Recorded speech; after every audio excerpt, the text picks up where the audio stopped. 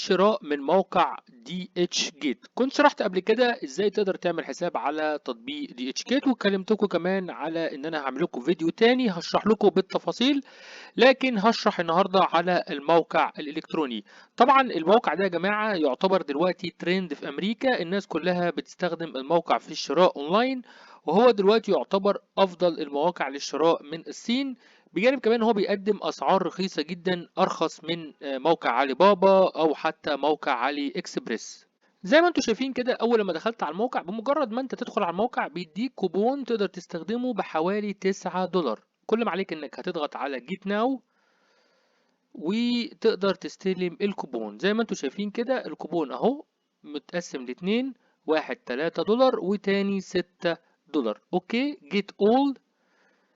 عشان اقدر احصل على الكوبون لازم يكون عندي حساب او اعمل حساب على الموقع. هنتعلم دلوقتي بسرعة نعمل حساب ونقدر نشتري اي حاجة من الصين. مش عندك حساب هتعمل كده ريجستريشن، وطبعا عشان تحصل على $9 لازم يكون حساب جديد، لكن لو انت عندك حساب قبل كده مش هتاخد الكوبون. يفضل تعمل حساب جديد عشان تحصل على $9. لو عندك حساب بتعمل ساين ان، بتدخل الايميل والباسورد ونعمل ساين ان من هنا. خلاص انشأت الحساب، مبروك عليك $9. اول حاجة هنعملها ان احنا هنحدد الدولة وهنحدد اللغة بتاعتنا. هنختار من هنا الدولة، مصر او السعودية او اي دولة انت عايزها. بعد كده بنختار اللغة، في اللغة الإنجليزية وفي اللغة العربية. هنختار اللغة العربية وهنختار العملة بتاعتنا. العملة يا إما بالدولار أو اليورو، في طبعا في الريال السعودي، في الدرهم الإماراتي. فهنختار العملة بتاعتنا. هنختار مثلا مؤقتا الدولار، هنختار كده نعمل سيف. هيبدأ يحول لنا الموقع باللغة العربية بكل سهولة.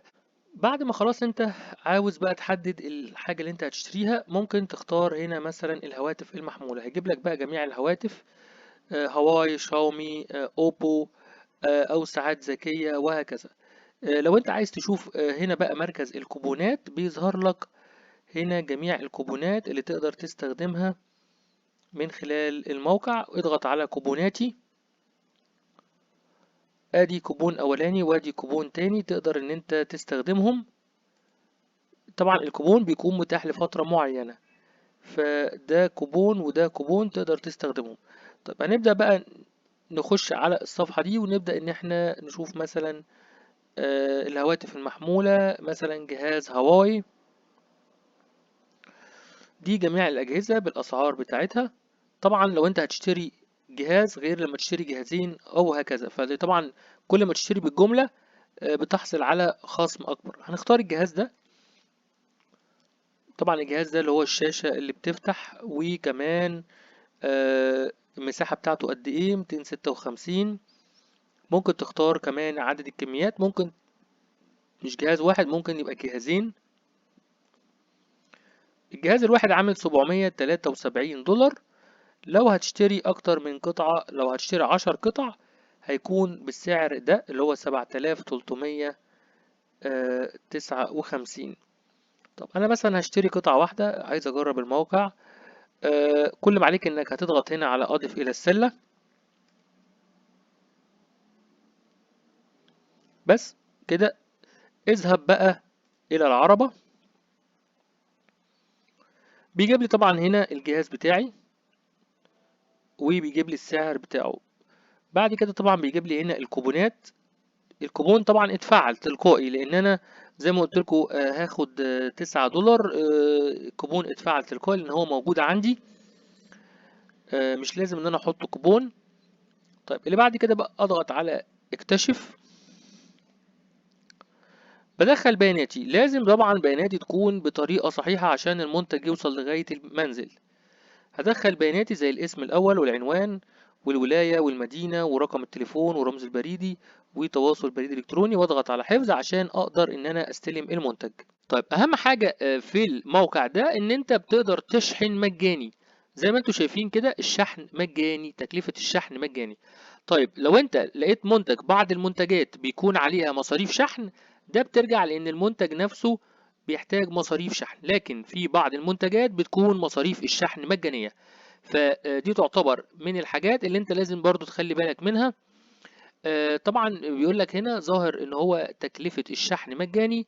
كل ما عليك انك لازم تتأكد من اضافة عنوان، وطرق الدفع بقى عن طريق الفيزا او ماستر كارد او امريكان اكسبريس. بس هو ده المبلغ اللي انت هتدفعه. المبلغ الاجمالي هيكون 715، وكمان كود خصم، خصومات ب $20 وكود خصم ب $8، فالاجمالي هيكون 715 فقط بدل $743.